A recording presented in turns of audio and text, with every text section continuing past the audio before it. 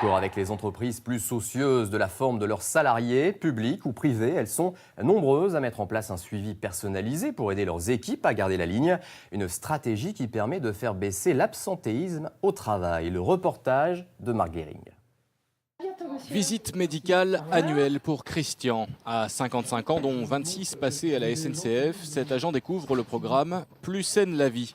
Première étape, un passage sur la balance. Je vois que cette année, vous avez pris 5 kilos par rapport à l'année dernière. Ce surpoids, Christian en connaît parfaitement la cause, ses horaires en dents de scie et des repas sans heure fixe. Alors quelques conseils pour mieux se nourrir sont bienvenus. Moi qui suis en horaire décalé, je trouve que c'est vrai qu'il y a des idées qu'on n'a pas au départ pour se nourrir en fonction du matin, du soir. Testée pendant 1 an en Bretagne, l'opération est proposée désormais à l'ensemble des 160 000 agents SNCF.